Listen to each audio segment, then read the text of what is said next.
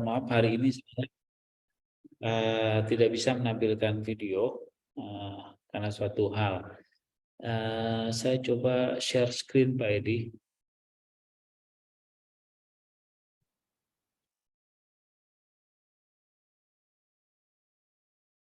Apakah sudah terlihat Pak Edi? Ya, sudah kelihatan Pak. Suara saya cukup jelas ya Pak? Ya, jelas. Baik. Bapak Ibu semuanya, hari ini safety moment kita mengenai crude oil tank yang caught fire dan collapse di Kuba Main Oil Terminal. Ini terjadi pada Agustus tahun 2022, tahun lalu. Ini cukup menghebohkan karena ini terminalnya besar sekali ya. Kalau tidak salah itu kapasitas storage-nya itu 2,4 juta barel. Kapasitas storage-nya 2,4 juta barel. Dan dia ditaruh di satu pulau, khusus pulau gitu di Kuba. Nah, apa yang terjadi? Tepatnya 8 Agustus. Jadi yang mengagetkan itu karena dia ada beberapa tangki, ada 10 tangki. Kemudian ada satu tangki yang apa namanya leak gitu ya. Nah, ketika dia leak kemudian tumpahannya ini apa namanya kemudian kena sambaran petir ya. Jadi dia kemudian ketika itu ada storm gitu ya. Jadi akhirnya meledak gitu ya. Dan tumpahan ini karena dia kena bocor kemudian dia terbakar dan merambat ke tangki yang lain, dan ini yang menyebabkan dia meledak. Tangki yang ketiga itu yang terbakar dan meledak, dan dia ini apinya merambat karena ada rumput-rumput di sekitar storage tank tersebut yang merambatkan apinya itu ke tangki sebelah. Nah, satu orang firefighter itu meninggal dunia, 16 orang hilang ketika itu, dan karena kebakaran dan ledakan ini mengakibatkan orang luka-luka, 105 orang luka-luka begitu. Dan sehingga ada sekitar 4.000 penduduk yang di sekitar apa namanya di pulau tersebut, di sekitar storage oil terminal tersebut harus dievakuasi begitu. Karena apa namanya panasnya api dan juga ada black smoke. Nah, ini yang sangat membahayakan karena waktu crude itu terbakar dia ada create toxic smoke yang sangat berbahaya. Nah, seperti yang saya sebutkan tadi bahwa terminal ini ada 10 tangki besar gitu ya. Dia juga digunakan fuelnya digunakan untuk generate electricity di pulau tersebut dan Kuba. Dan ditransfer ke mainland Kuba gitu ya. Dan kapasitasnya itu ya 2,4 juta barel, besar sekali. Terus kapasitas storage-nya. Nah, otoritinya bilang bahwa tidak ada contaminated oil gitu ya. Ini Kuba, dari otoriti yang bilang begitu, tapi dari beberapa report mengatakan tidak mungkin, tidak ada contaminated karena dia lari ke land ya. Sehingga tapi masyarakat diingatkan sampai berapa puluh mil dari Havana itu ibu kotanya Kuba untuk menggunakan masker. Sampai di dalam rumah pun harus menggunakan masker karena ada kemungkinan apa namanya acid rain gitu ya. Nah, pada saat itu terjadi thunderstorm ya, makanya dia bisa kena lightning strike dari tangki tersebut. Nah, karena selain masih flume dari smoke-nya itu, apa namanya, dan ini mengakibatkan potensial untuk acid rain. Jadi apa namanya, hujan asam kira-kira begitu ya. Dan ini sangat berbahaya.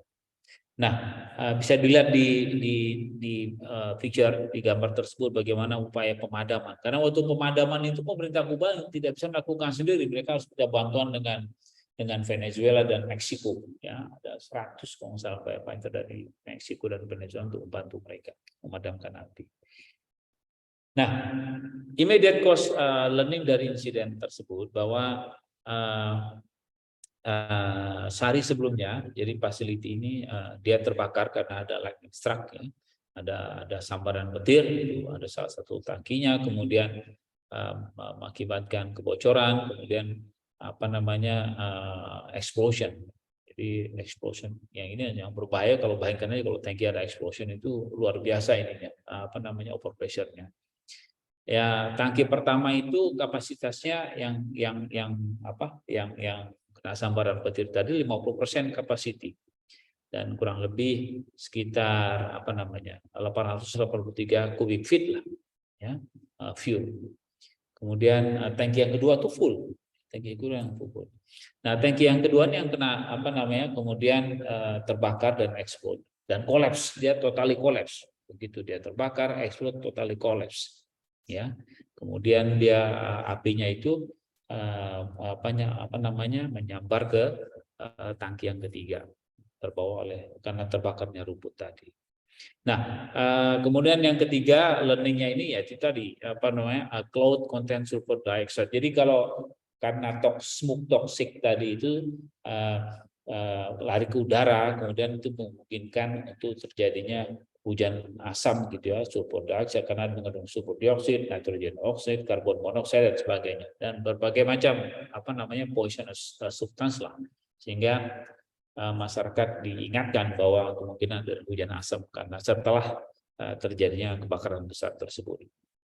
Ya, demikian Pak Edi, Bapak Ibu semuanya. Jadi ini yang menjadi pelajaran juga bagi kita. Saya pikir juga pernah terjadi juga di Indonesia beberapa kali. Sambaran petir terhadap storage tank ini menjadi apa namanya momok yang luar biasa karena terjadi dan terjadi lagi di mana-mana.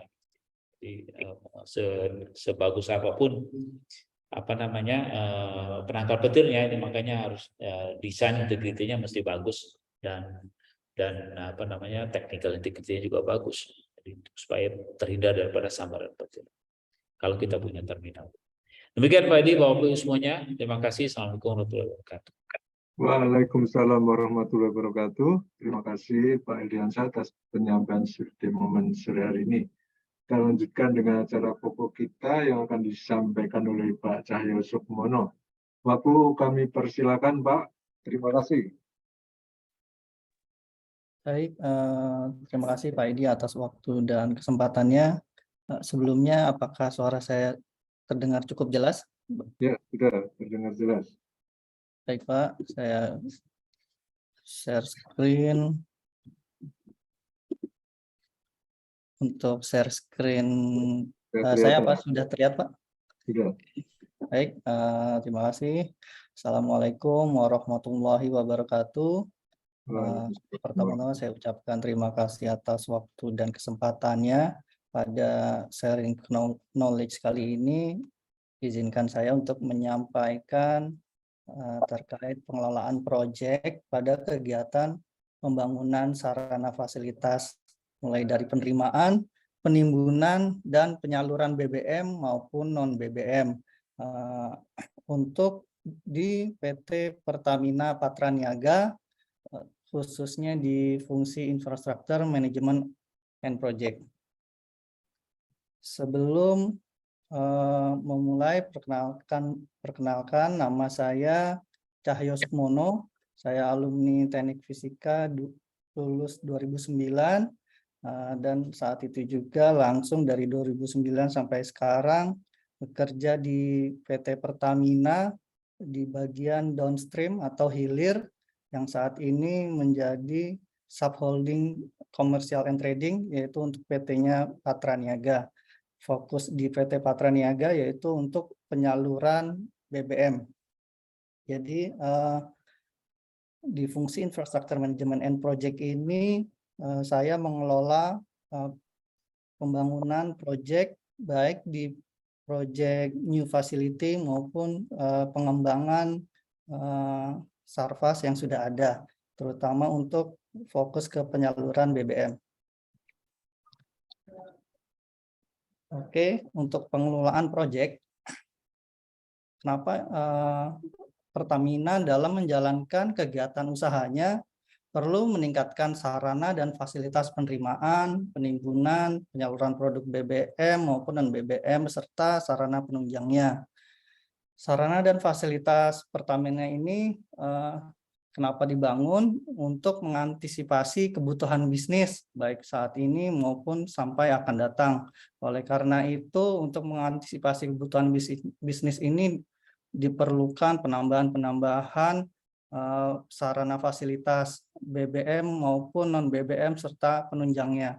Untuk itulah dilakukan suatu proyek, dan pengertian proyek ini bisa mengacu kepada PMBOK dan PMI, yaitu suatu proyek di-create dengan suatu tujuan dan mempunyai awal dan juga di-deliver hingga satuan waktu yang memiliki end project-nya. Untuk di PT Patra Niaga sendiri ada fuel terminal, pembangunan fuel terminal, pembangunan LPG terminal, ada juga proyek pipeline, ya ini untuk penyaluran BBM mulai antar terminal BBM. Kemudian juga ada proyek marine, dan terakhir juga ada untuk aviasi sendiri khusus untuk terminal aftur. Selain BBM, di Pertamina Patra Niaga juga ada pembangunan Sarfas non BBM. Sarfas non BBM ini untuk sarana penunjang. Contohnya ada pembangunan jalan, yaitu terkait proyek sivil, kemudian pembangunan gudang, dan ada juga untuk safety, yaitu contohnya pembangunan dan pemasangan pompa vertikal untuk PMK, pemadam kebakaran.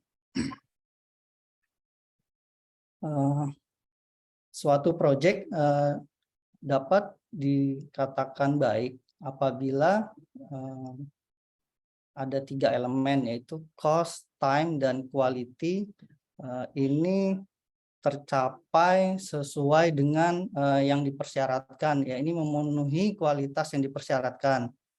Jadi unsur dari proyek itu jika selesai dengan cost yang sesuai dengan perencanaan dan time yang sesuai schedule, juga quality yang diharapkan, maka dapat dikatakan proyek berjalan selesai dengan baik. Dan unsur-unsur itu juga bisa dilihat ada skopnya, jadi skopnya harus didefinisikan dengan jelas, dan apabila proyek itu saling terintegrasi, WBS atau Work Breakdown Structure antar proyek harus terintegrasi dengan baik.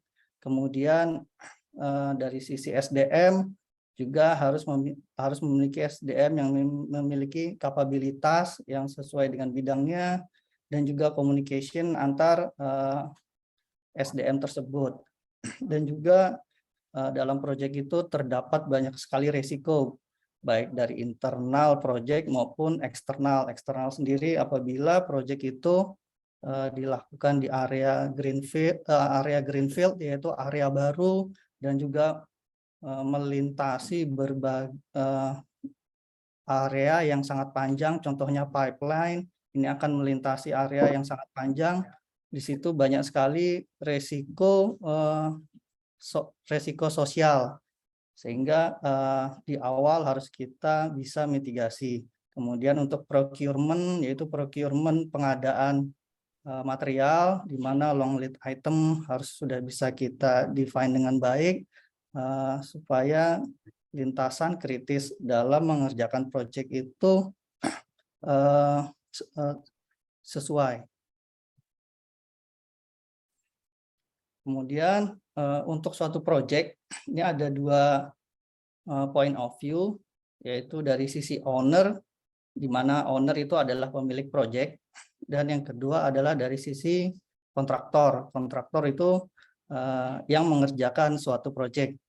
Kenapa owner tidak membangun sarfasnya sendiri, diserahkan ke kontraktor agar resiko-resiko yang sudah dimitigasi di awal tadi bisa diserap oleh kontraktor.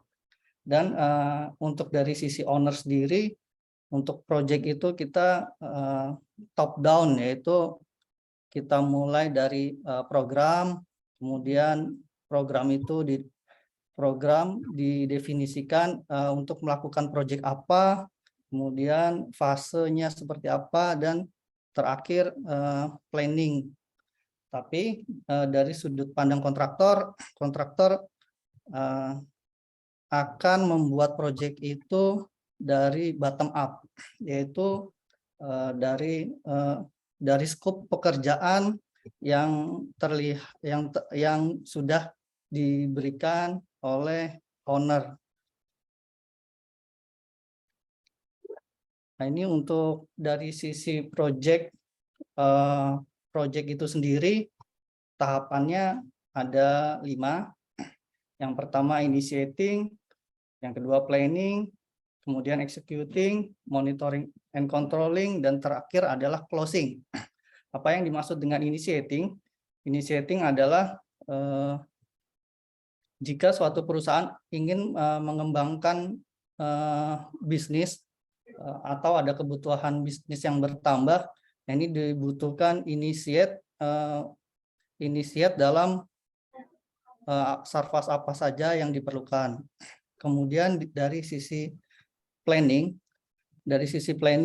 nanti akan dilakukan perencanaan lebih detail lagi. Dan di sisi planning ini skopnya, lingkup sudah terdefinisi dengan jelas, dan juga anggaran proyek atau nanti yang akan dilelangkan ke kontraktor, yaitu owner estimate, juga nilainya sudah pasti. Dan jika planning ini sudah di akhir dari planning, yaitu lelang pekerjaan. Lelang pekerjaan akan didapatkan kontraktor yang akan mengerjakan. Nah, ini kita masuk di tahap execute. Nah, ini di tahap execute ini sudah ada kontraktor dan juga akan diawasi oleh elemen-elemen terkait, yaitu ada sisi pengawas. Dan untuk selanjutnya dalam fase executing ini juga ada monitoring dan controlling ini untuk menjaga tadi seperti yang di define yang tadi ada 3 titik, yaitu cost, time, dan quality. Di sini ada fungsi sendiri yang akan mengawasi kontraktor. Kemudian yang terakhir adalah closing. Closing ini apabila sarfas tersebut sudah terbangun, akan dilakukan pengecekan apakah sudah sesuai dengan dokumen engineering yang disampaikan di awal. Dan ini nanti kalau dari Pertamina, closingnya akan digunakan oleh user yang langsung melakukan penyaluran BBM atau LPG atau produk aviasi. Nah, ini adalah tadi dari fase initiating. Untuk lebih jelas ya, fase initiating di Pertamina Patraniaga, yang pertama adalah FID atau Final Investment Decision, yaitu approval RKAP dari direksi. Jika direksi sudah menyetujui sarfas yang akan dibangun untuk kebutuhan bisnis atau pengembangan bisnis di Pertamina, kemudian dari fungsi infrastructure management project akan melakukan project management plan. Project management plan yaitu kita harus mendeskripsikan project tersebut, apakah dibutuhkan kapasitas tangki, kapasitas jeti atau dermaga. Nah, di situ di dalam fase ini planning tersebut kita deskripsikan kebutuhan yang ada. Kemudian juga setelah itu kita susun master schedule plan. Nah, di sini master schedule plan berapa lama kita memerlukan waktu untuk membangun proyek tersebut. Dan yang menjadi concern juga tata waktu harus sesuai dengan momentum bisnis yang diperlukan oleh Pertamina. Kemudian selanjutnya adalah proyek organisasi, yaitu siapa pengawasnya, siapa direksi atau pemilik proyek, dan juga siapa pelaksananya atau kontraktornya.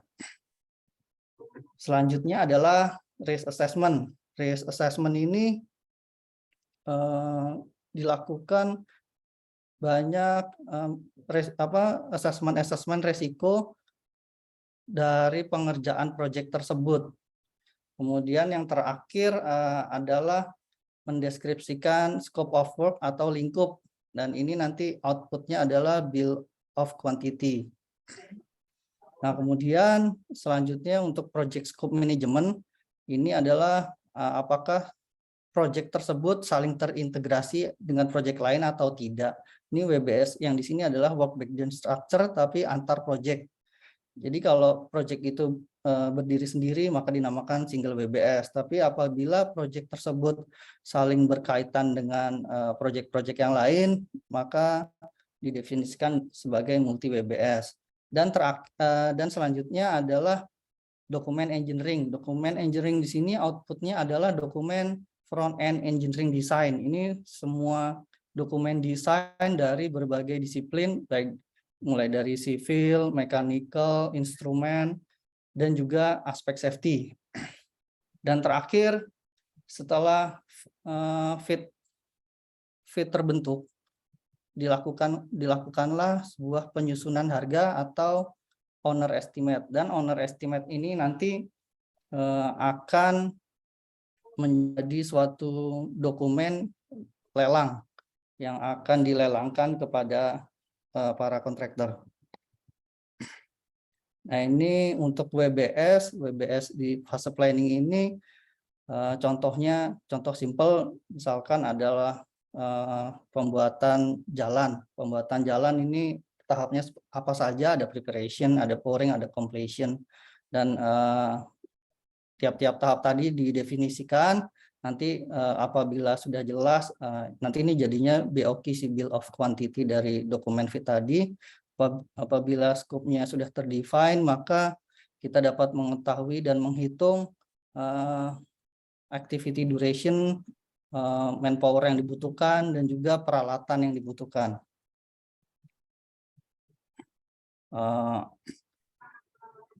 Ini bisa dilihat bahwa proyek di dunia ini mungkin untuk apabila dalam kondisi ideal dilaksanakan 8 bulan.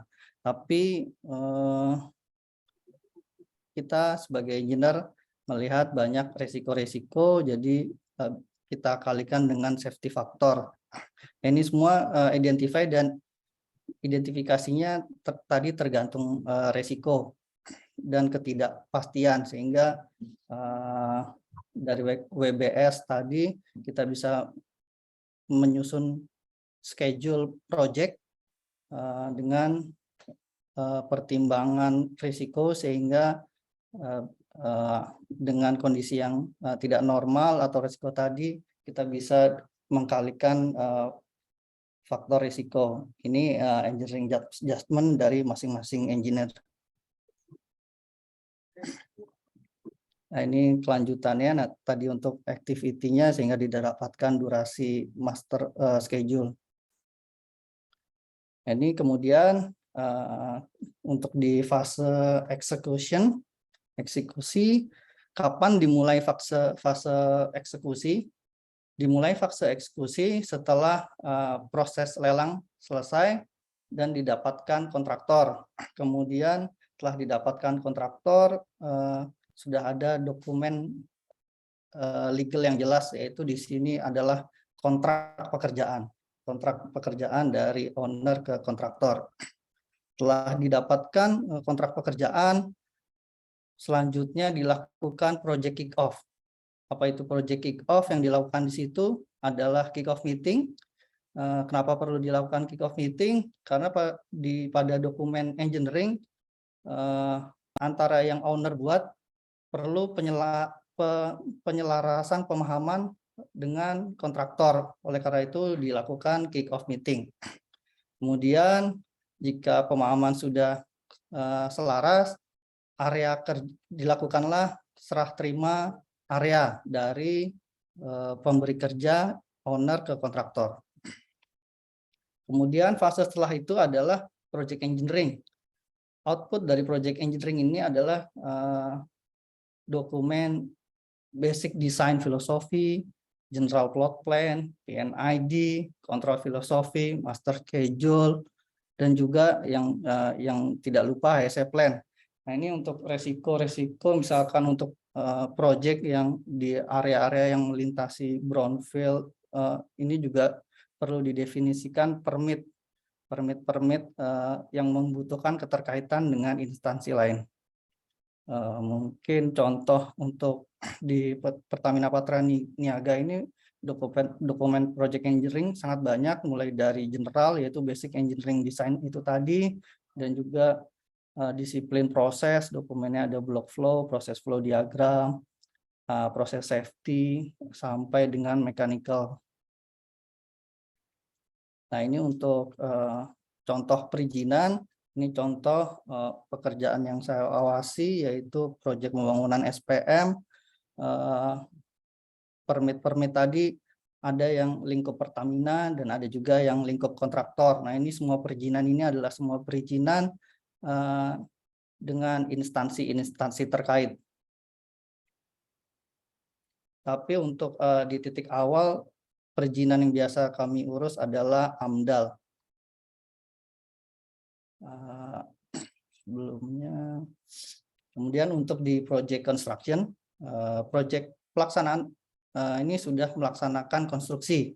Proses pelaksanaan konstruksi tersebut harus mengacu kepada dokumen project engineering yang sudah dibuat oleh kontraktor dan disetujui oleh owner.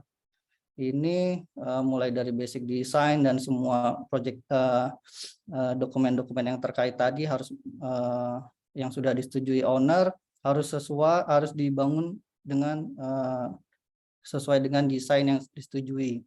Dan juga untuk HSE plan ini untuk di Pertamina dalam proyek misal pembangunan proyek 2 tahun ada sebuah key performance indikator dalam pelaksanaan HSE, misal pelaksanaan drilling dan pelatihan-pelatihan HSE bagi para pekerja kontraktor. Dan selanjutnya adalah JSA, yang di sini adalah Job Safety Analysis. Apa itu Job Safety Analysis? Job Safety Analysis apabila untuk kontraktor ingin melakukan sebuah pekerjaan, harus membuat analisa keselamatan kerja per pekerjaan. Contohnya di sini untuk proyek SPM, untuk pekerjaan drilling pipa, drilling pipeline, di sini harus dilakukan analisa keselamatan kerja dan mendapatkan persetujuan dari direksi atau pengawas pekerjaan owner, baru bisa melakukan pekerjaan tersebut. Kemudian dalam fase project construction, di sini juga dilakukan quality control. Maaf, sebelum ke situ tadi setelah JSA adalah pembuatan milestone. Apakah yang dimaksud dengan milestone di sini?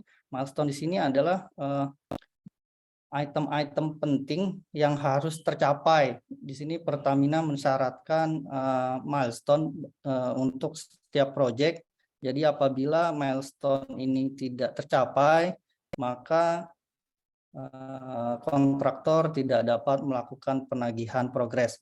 Yang untuk di Pertamina Patra Niaga sendiri yang dipersyaratkan minimal 2% progres baru bisa melakukan penagihan. Namun apabila milestone ini tidak tercapai, tidak dapat dilakukan penagihan. Jadi ada dua indikator apabila kontraktor ingin melakukan penagihan, yaitu gap project 2%, kemudian tercapainya milestone yang telah disepakati. Selain itu juga untuk project construction ini monitoring dilakukan bulanan dengan monthly report progress fisik. Jadi progress fisik, yang dimaksud progress fisik tidak hanya fisik di lapangan, namun juga pekerjaan dokumen engineering, pekerjaan pengadaan material untuk construction, dan pekerjaan construction jasa itu sendiri. Untuk contoh formnya di Pertamina seperti ini. Kemudian dalam pelaksanaan project construction tadi ada material-material yang harus kita kelola. Nah, ini untuk material yang kita kelola harus kita lakukan quality control, mulai dari FAT, factory acceptance test, yaitu performance test di workshop sesuai kebutuhan desain.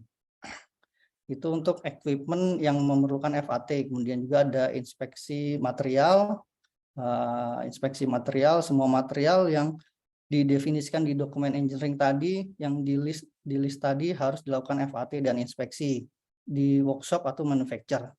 Kemudian setelah material tersebut dikirim ke site oleh Pertamina, akan dilakukan lagi SAT, yaitu inspeksi material di site. Apabila sudah lulus, maka di performance test sudah lulus, dilakukan acceptance test. Dan terakhir, apabila facility equipment tadi sudah terbangun, maka akan dilakukan fabrication acceptance test sesuai dengan ITP yang disepakati pada dokumen engineering tadi. Fabrication acceptance test antara lain adalah misalkan hidrotest untuk pengetesan tangki. Kemudian untuk di fase closing, di project closing akan dilakukan mechanical completion. Yang pertama mechanical completion. Apa itu mechanical completion? Yaitu pengecekan apakah equipment yang dipasang baik quality maupun volume sudah sesuai dengan dokumen engineering tadi. Selanjutnya, apabila sudah mechanical completion sudah approve, akan dilakukan pre-startup safety review. Untuk pre-startup safety review ini acuannya adalah dokumen engineering terkait dengan HAZOP maupun HAZIP. Dan terakhir, apabila MC dan PSSR sudah accept, maka akan dilakukan commissioning.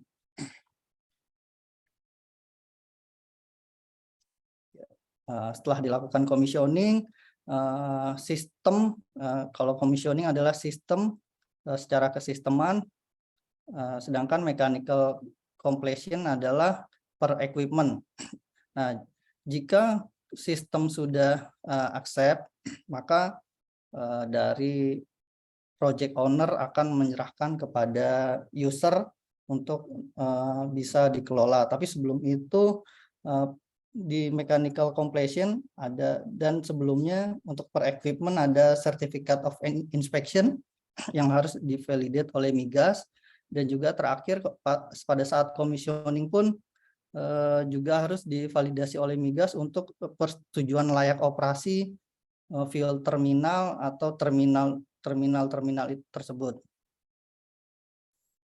Dan di sini ini teori dari Guild Project Management.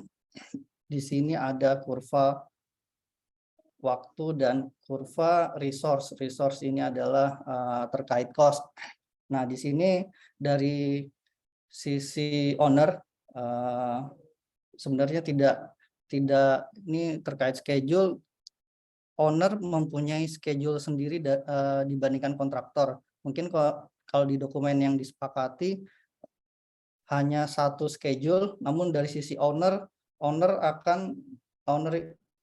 Pertamina mempunyai aturan bahwa akan menghitung alternatif schedule. Apabila ini untuk yang merah, apabila dari kontraktor kurva yang merah ini terlambat, maka apakah step-step apa yang harus dilakukan. Nah, ini semua untuk di sini sebenarnya end contract di garis ini, tapi dari sisi owner biasanya mentargetkan bisa early finish. Kenapa seperti itu? Ini untuk sebagai buffer risiko jika terjadi suatu hal yang tidak diinginkan. Nah, di sini late date untuk grafiknya ini late date curve versus early date, grafiknya seperti ini. Jika waktunya telat, maka akan berpengaruh, cost-nya akan lebih tinggi. Selanjutnya juga untuk dari Guild Project Management pedoman, ini adalah grafik waktu project dibandingkan level effort. Apabila kita melakukan tahap inisiasi effortnya tinggi, maka project akan bisa berjalan dengan smooth. Namun jika inisiasi atau planning effortnya tidak dilakukan dengan tinggi, maka di fase executing ini memerlukan effort yang baik. Apabila initiating dan planning dokumen engineering-nya masih banyak kekurangan, dan otomatis untuk menjaga proyek tersebut selesai dengan cost dan time dan quality yang sesuai. Nah, ini di sisi executing, maka pengawas proyek dan kontraktor memerlukan effort yang sangat besar. Nah, ini juga untuk bisa dilihat dari sisi planning, grafik tadi dari sisi planning dibandingkan dengan influence of project expenditure and concept. Apabila di sisi planning ini influence dari stakeholder-nya, effortnya sangat baik, maka dari kurva ini kumulatif expenditure-nya, cost-nya akan bisa terkontrol dengan lebih murah jika dokumen feed, dokumen front-end loading, semua di-define di fase planning dan di fase select dengan baik, maka bisa didapatkan nilai project yang lebih efisien. Namun jika dari sisi planning, select, define, itu dokumen atau perencanaan yang tidak baik, kemungkinan besar di sisi execute, operate, dan abandon ini membutuhkan ongkos project yang lebih besar lagi. Misalkan terdapat berbagai macam change order atau penambahan lingkup karena tidak terdefine di awal. Dan ini data dari Taker di 2017 bahwa dari 6 dari 10 project ini over budget dan behind schedule, termasuk 100 project di global company oil and gas, chemical and metal mining and utility industry. Dan ini untuk di Pertamina sendiri, pada tahun 2020 ini dari Patra Niaga, setidaknya 56 project ini 10% cost-nya overrun dan juga schedule-nya behind sebesar 36%. Ini sampel dari 45 project. Oleh karena itu, Patra Niaga pada tahun 2022 melakukan berbagai penyempurnaan sehingga dari sisi planning sampai execute, bahkan sampai operation, tidak hanya planning sampai closing, tapi juga sampai beroperasinya field terminal tersebut dilakukan control and monitoring. Control and monitoringnya seperti apa? Yaitu di sini Pertamina Patra Niaga memiliki dashboard. Jadi setiap tahapan mulai dari FAD approve ini dimasukkan suatu dashboard monitoring yang bisa dilihat oleh direksi atau top manajemen Pertamina. Nah, di sini dipantau semua mulai dari FID, planning, executing, bahkan operation.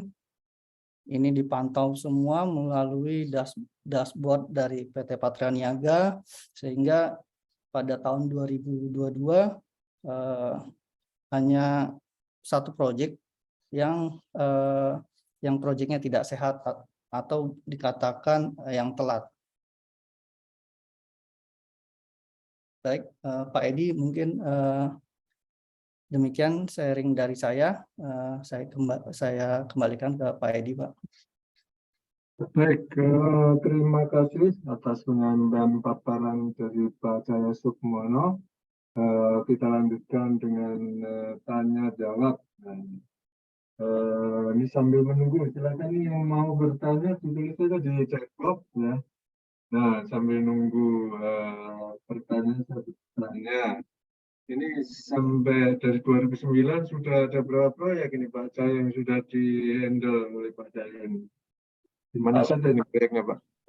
Kalau saya sendiri kurang lebih 10 proyek Pak, mulai dari Medan, yaitu di Belawan, baik proyek onshore offshore di Belawan atau di Medan, sampai ke Pulau Sulawesi Pak, terjauhnya di Sulawesi, di Poso.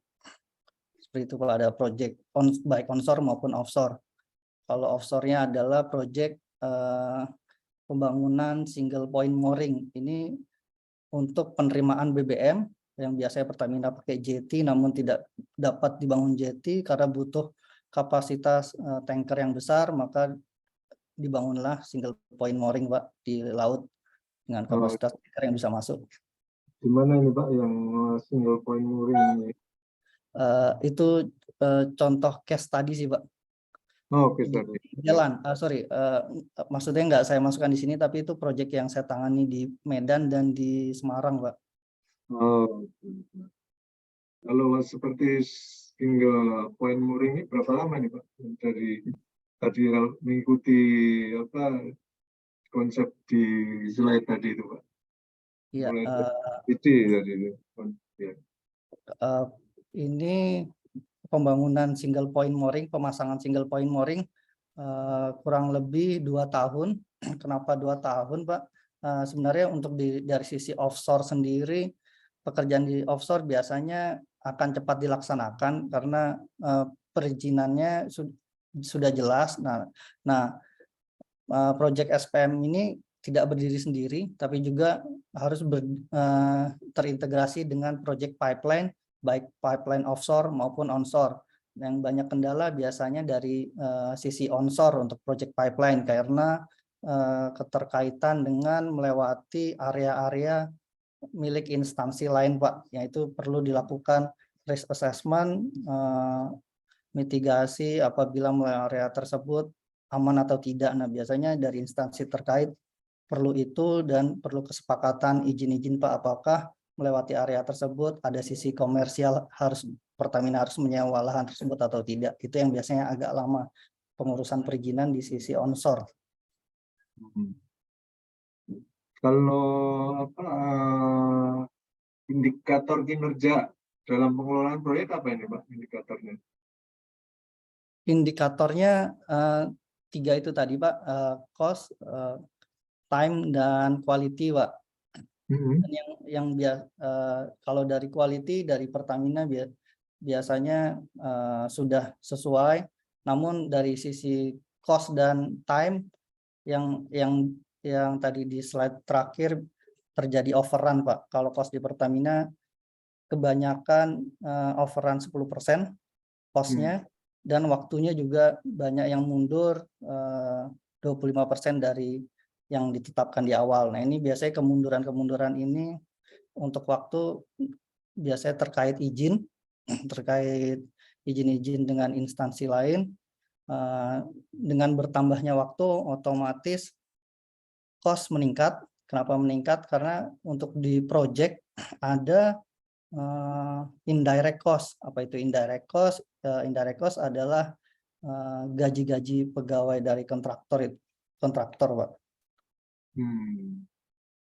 Itu berarti sudah diperhitungkan dari awal ini ya Pak ya, yang tentang overrun segala macam overrun cost.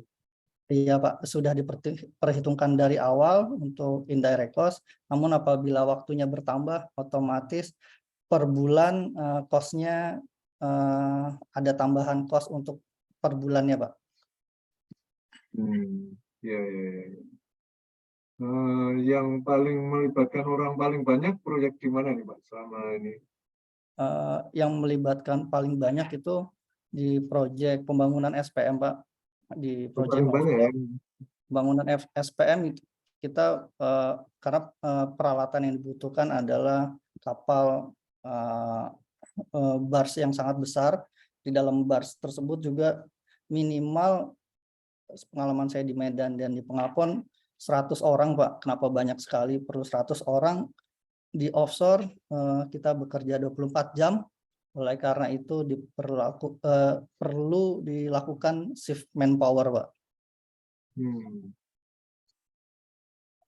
Itu apa paling banyak ya, 100 orang itu ya? Betul Pak, dalam satu kapal. Kalau dari nilai itu yang paling besar proyek berapa besar Pak ini yang di-handle sama Pak Cahyo ini? Ya, terakhir ada tiga proyek, yaitu pembangunan fuel terminal di Balikpapan itu 1 triliun.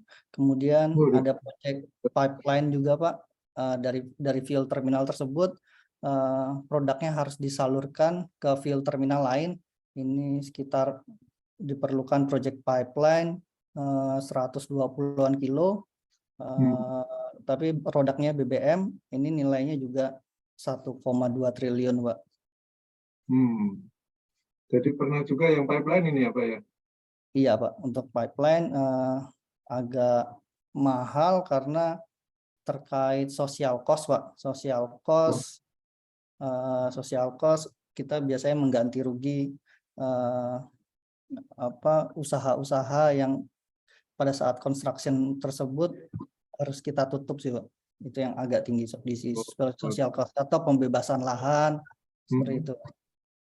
Berapa kilo tadi panjangnya Pak? 120 kilo Pak. 120 kilometer ya, itu berapa tadi nilai proyeknya Pak? Sama Sekitar berapa RP per kilometer? Sekitar 1,2 triliun Pak. Oh, 1,2 T ya, ini kan angkanya bagus nih, semuanya angkanya 1212. Oh ya, itu apa termasuk untuk ini Pak, yang deteksi kebocoran pipa segala macam Pak? Ya betul Pak, itu lengkap dengan semua aksesoris untuk pendeteksi kebocoran pipa Pak. Ya. Jadi ada sistem instrumen, ada safety instrumen sistemnya di situ Pak. Oh ya. Waktu pipeline tuh yang ngerjain kontraktornya dari mana itu? Untuk kontraktor proyek sebesar itu biasanya BUMN karya Pak. Itu BUMN karya. Itu juga biasanya mereka konsorsium sih Pak, untuk pendanaannya supaya mungkin lebih tercapai lah Pak. Berapa lama ini kalau yang pipeline 120 km? Ini pipeline-nya 3 tahun Pak. Kenapa lama? Satu tahun awal adalah pembebasan lahan. Itu yang memakan agak lama. Iya, ini ada pertanyaan ini Pak. Ini dari Cak Adi ini. Kendala apa saja yang dihadapi pada right of way? Terima kasih. Baik Pak, untuk di ROW untuk kendala teknis bisa dibilang Pertamina hampir tidak menemui kendala teknis. Kerjaan pipeline, pengelasan, penggalian itu agak bisa dibilang mudah. Namun jika pembangunan kita tidak punya ROW, itu yang agak susah, harus dilakukan pembebasan lahan. Nah itu yang kendalanya dari sisi pembebasan lahan. Karena jika dilakukan pembebasan lahan ini agak sangat banyak variabelnya, baik rumah warga ataupun pemerintah daerah yang mempunyai area tersebut atau perusahaan-perusahaan. Kendalanya ya di situ tadi untuk proses pembebasan lahannya, karena harganya harus di appraisal oleh KJPP kalau dari Pertamina. Oh, dievaluasi juga ya, ini masuk Ya, akal atau tidak ini ya harganya ya, ya. betul. Oh. Itu kalau jalur yang dilewati pipeline itu eh, eh, apa ada juga di tempat-tempat keramaian itu, Pak? Ada, Pak. Ada, karena metode untuk pipeline bisa juga pertama open cut itu kita gali biasanya kita gali 2 meter baru pipa ditanam. Kemudian ada juga metode auger, dan terakhir HDD, Pak, horizontal directional drilling. Ada 3 metode untuk di pekerjaan pipeline, Pak. Ada ya, nembus tempat keramaian tuh lumayan Kita juga. HDD, Pak. Ya, kalau udah tidak bisa dilakukan pembebasan lahan, kita lakukan HDD. Namun ya HDD ini biayanya juga sama mahalnya sih, Pak. Cuma memang bisa lebih cepat sih dibanding membebaskan lahan. Oke, ini ada pertanyaan dari Pak Gunawan Siregar ini. Ada banyak nih pertanyaan ini. Ada BCDE ini. Pertanyaan pertama ini, berapa bulan proyek yang paling lama dan paling cepat? Oh, ini pertanyaan pertama ini. Yang paling cepat itu biasanya untuk yang dibangun di brownfield. Brownfield itu di surface existing, Pak. Misalnya sudah terbangun depot, sudah terbangun fuel terminal, namun kita perlu penambahan tangki. Nah, ini bisa sangat cepat, kurang dari 1 tahun, 8 bulan pembangunan tangki bisa selesai. Oh, Nah, 8 bulan ya? Wah, cepat nih. 8 bulan. Hmm. Namun ada juga proyek yang sangat lama, tapi kendalanya tadi bukan di construction, bukan kendala teknis di construction. Memang ada suatu resiko yang tadi Pertamina kelewat, yaitu perizinan. Nah, perizinan yang apa itu perizinannya? Yaitu AMDAL. Nah, itu Pertamina pernah kelewatan mengurus AMDAL untuk proyek SPM di Jakarta, Pak, di Cengkareng, di Soekarno-Hatta. Nah, di situ kontrak 2017 pengurusan AMDAL dengan peraturan waktu itu terus berubah, jadi pengurusan AMDAL-nya instansinya pindah-pindah, itu agak lama. Jadi dari 2017 baru mulai bisa dibangun di 2020. Dan proyek sampai 2020 dan selesai 3 tahun di 2022. Jadi yang membuat lama biasanya di perizinan. Ya, oke. Kemudian pertanyaan nomor 2 tapi sampai E ini. 2, software apa yang dipakai untuk A, ini drafting, PDS, PDMS atau Smart Plan? Untuk ini drafting yang dimaksud mungkin master schedule ya. Kalau master schedule mungkin Pertamina punya rule of thumb sih, punya rule of thumb sendiri. Namun kalau software terkait keengineeringan, kita banyak pakai software dari Aspen HYSYS. Kalau cost pakai Aspen cost estimator, seperti itu, Pak. Kalau monitoring, Pertamina develop dashboard sendiri. Ya, oke. Kemudian untuk scheduling, nah ini kan ada Primavera atau pakai apa? Ya, untuk di kilang memang kita pakai Primavera, namun di Patra Niaga pekerjaannya sangat tipikal sekali, pekerjaan pipeline, fuel terminal, macamnya sedikit, sehingga kita punya rule of thumb based on history. Mungkin seperti itu sih, Pak. Kita nggak pakai software khusus untuk scheduling. Kemudian untuk ini dokumen kontrol, ini pakai apa? Dokumentum atau Sercat? Kalau di Pertamina untuk dokumen kontrol ada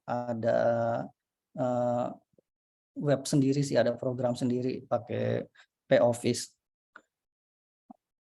Kemudian ini commissioning, handover, apa, Yes. misalnya contoh sini TOSTR di Pertamina apa ini?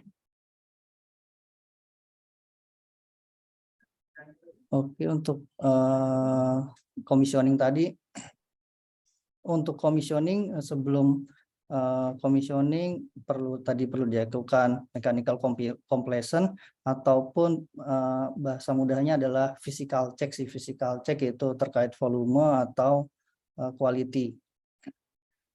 Sedangkan untuk commissioning itu sendiri berarti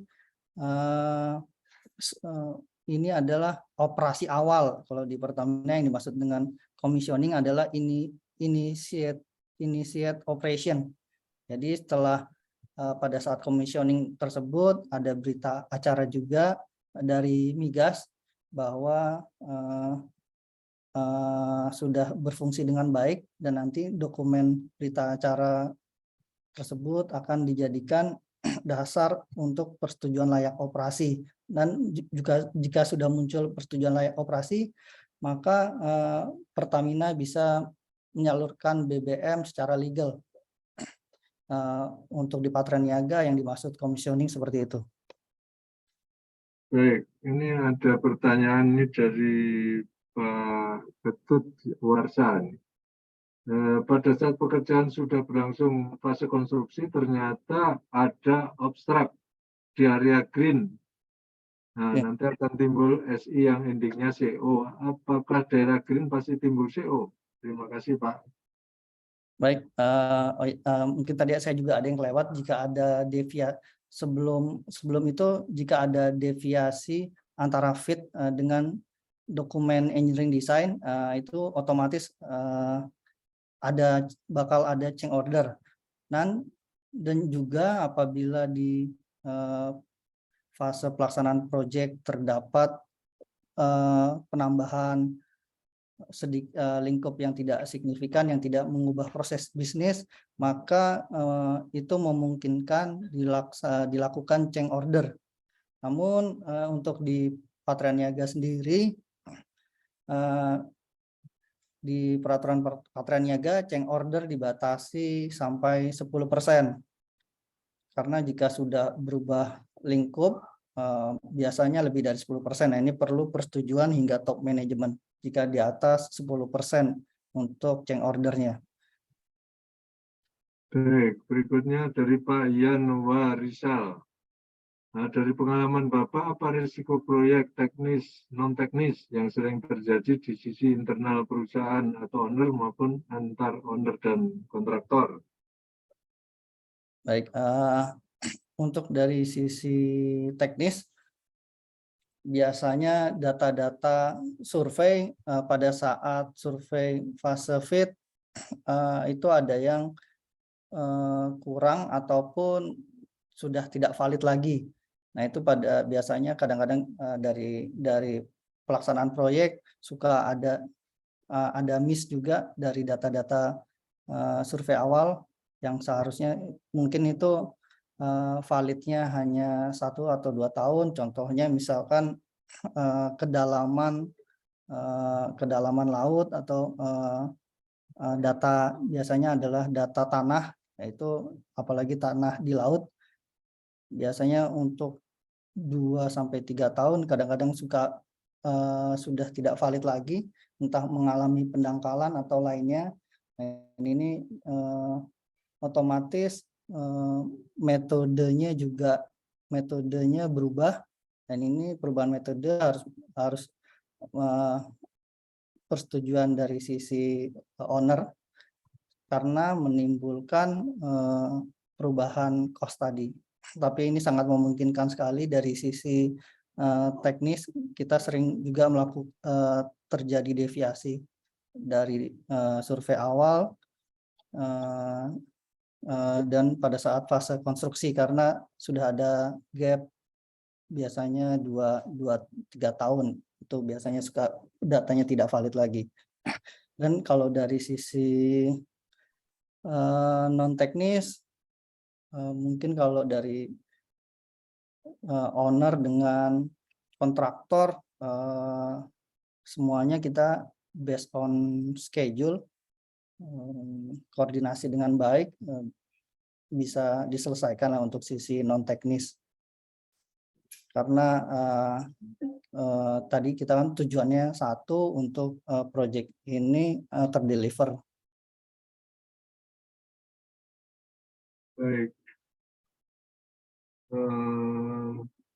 Oh, ini ada lagi pertanyaan ini.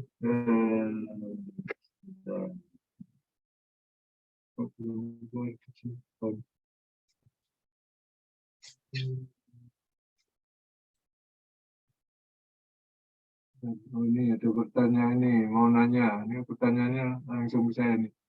Dari Pak Adrian ya, kalau proyek brownfield di Pertamina, prosedur proyeknya seperti apa ya jika stakeholder proyeknya melibatkan existing plan?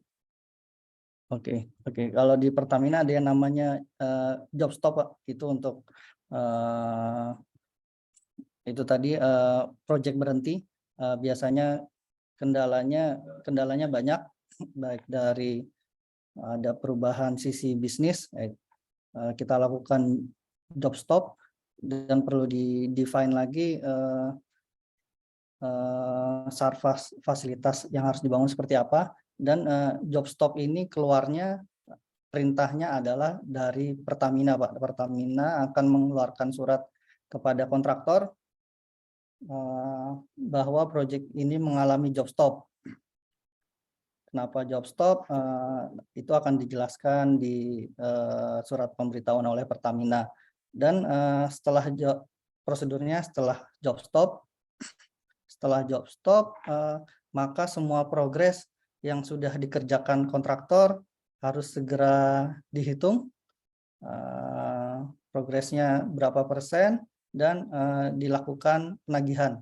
Dan di situ Pertamina juga meminta kepada kontraktor untuk melakukan efisiensi terkait peralatan yang sudah ada di Sarfas existing, bisa juga dengan melakukan demobilisasi peralatan tersebut. Prosedurnya seperti itu. Dan di job stop tersebut, dalam surat job stop, Pertamina juga mencantumkan waktu sampai kapan job stop itu diberlakukan oleh Pertamina. Oke, ada pertanyaan lagi yang sampaikan bisa langsung lewat ini ya, mikrofon barangkali. Silakan kalau ada yang bertanya langsung.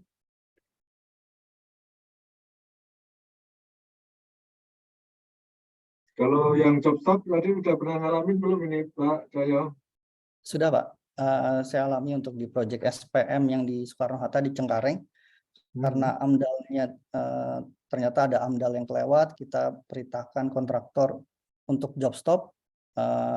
Itu progres terakhir yang sudah dikerjakan akan dibayarkan oleh Pertamina, dan di situ kita minta job stop tadi kurang lebih 2 tahun. Kalau ada peralatan yang sudah on-site, itu kita minta efisiensi, yaitu untuk demobilisasi, Pak. Dan nanti untuk memulai job stop tersebut juga akan dilakukan perhitungan-perhitungan, misalkan mobilisasi kembali, ini kan tidak ada di dalam kontrak awal, dan ini jika disetujui oleh Pertamina akan setelah evaluasi akan menjadi suatu change order, yaitu penambahan cost, Pak. Kalau sekarang ini proyek apa yang di-handle sama Pak Cahyo?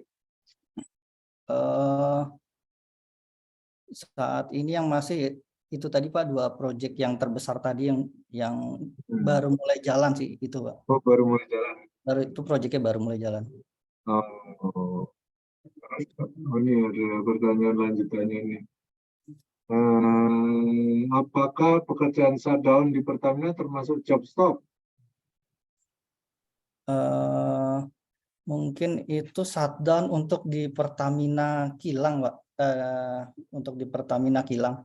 Untuk di Patraniaga nggak ada shutdown sih karena di field terminalnya tidak ada suatu proses sih, hanya transfer saja. Transfer hanya pola transfer saja. Transfer ya, tapi transfer itu selalu ada di selama 24 jam atau ada stop-stopnya juga nih, stop.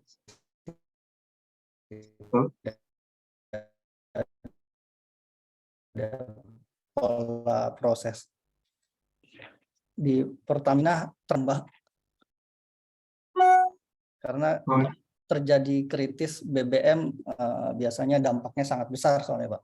Oh, jadi nggak pernah stop tuh, nggak pernah ya? Iya. Iya. Oke. Kalau selain yang dua ini, roadmap ke depannya apa nih Pak? Proyek banyak di infrastruktur penyimpanan, penyaluran, penimbunan, Dan distribusi. penyaluran. Iya. Ya itu Pertamina masih membangun. Ini kan demand-nya setelah COVID juga ternyata sangat besar. DPPU juga kebutuhan aviasi juga ternyata bertambah. Kebutuhan industri solar juga ternyata bertambah. Nah ini oleh karena itu nih Pertamina banyak bangun fuel terminal saat ini Pak. Di mana saja nih lokasi-lokasinya nih Pak? Pasti ini. Dari Sabang sampai Merauke Pak. Yang terakhir yang banyak nih justru di daerah timur-timur, di Maumere, di Jayapura, di Biak, iya di wilayah timur banyak dibangun fuel terminal. Ya. Oke. Bima. Ada pertanyaan lagi nggak ya ini dari yang hadir pada webinar ini? Kalau ada silakan. Pak ini boleh nanya Pak? Oh ya silakan nih Pak Gunawan Siregar. Silakan Pak. Sorry Pak Cahyo. Pak Gunawan. Iya. Mau nanya nih, apakah pernah terjadi komersial dispute gitu ya dengan kontraktor atau vendor gitu, dan kemudian apakah pernah solusinya dibawa sampai ke BANI gitu? Kalau komersial dispute sering Pak, cuma nggak sampai ke BANI sih Pak. Oh. Kenapa komersial dispute? Yang tadi biasanya untuk di proyek SPM, pembangunan SPM tadi kan job stop 2 tahun. Nah ini harganya sudah berubah karena pas pelaksanaan pekerjaan pas COVID. Pas COVID ini harga komoditi sudah naik, itu terjadi komersial dispute Pak. Namun memang semua mengacu ke pasal-pasal kontrak Pak. Nah di situ Pertamina sebenarnya tim legal dan tim procurement juga sudah jeli sih apabila ada kenaikan harga komoditi, nah itu tidak dapat diakomodir. Nah itu sudah jelas di pasal sih Pak, pasal kontrak. Walaupun dari kontraktor ya bahkan ada di proyek lain, di proyek pembangunan refrigerated LPG di Tuban, kontraktornya akhirnya mundur karena sudah tidak sanggup lagi. Nah, itu ada special treatment yang dari procurement apabila tidak sanggup nanti akan di pengurangan poin lah, tidak bisa mengikuti lelang selanjutnya. Sering Pak di Patraniaga Pak, komersial dispute. Tapi untungnya sudah dipagari oleh kontrak Pak. Baik. Terima kasih Pak, mantap presentasinya Pak. Luar biasa. Ada pertanyaan lagi?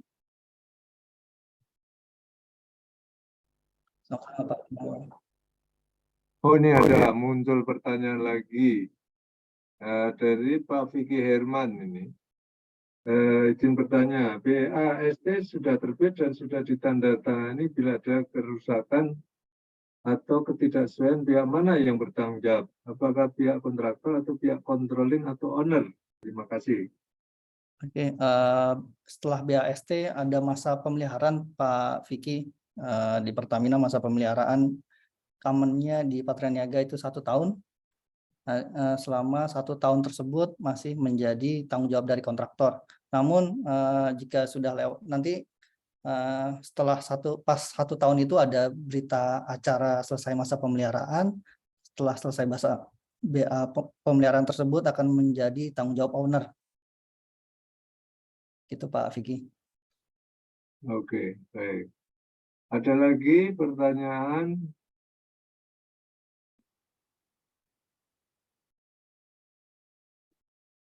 Kalau dari Pak Cahyo sendiri, ini gimana dari mengelola proyek itu sampai nggak pernah teknikal lagi nih Pak?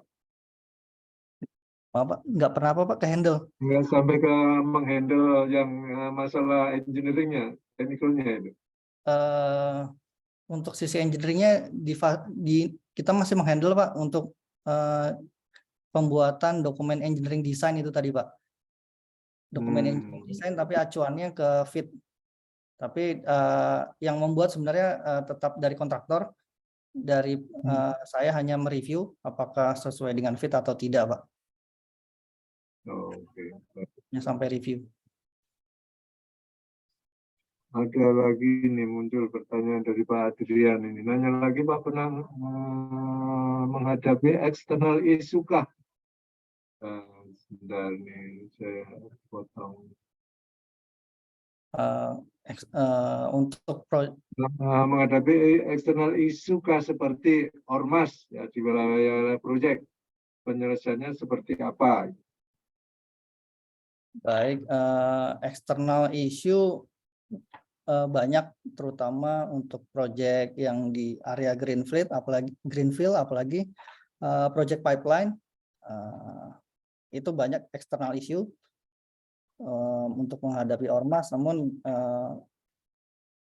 dari Pertamina di situ kan ada item social cost. Social cost tersebut bisa digunakan untuk menindaklanjuti hal-hal yang seperti itu,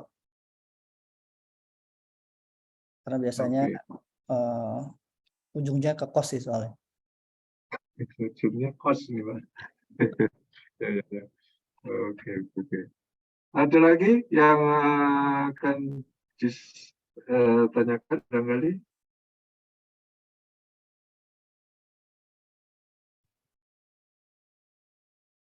Kalau nggak ada pertanyaan, kita akhiri acara webinar sore hari ini. Sekali lagi, saya atas nama Badan Kejuruan Teknik KPI mengucapkan terima kasih yang sebesar-besarnya kepada Pak Cahyo Sukmono yang sudah mempresentasikan berbagi pengalaman mengelola banyak proyek ini. Proyek infrastruktur. Baru keluar absennya Pak. Ya. Oh ini baru keluar absennya. Ya belum ya. Baru keluar ini. Baru dari tadi. Oh gitu ya.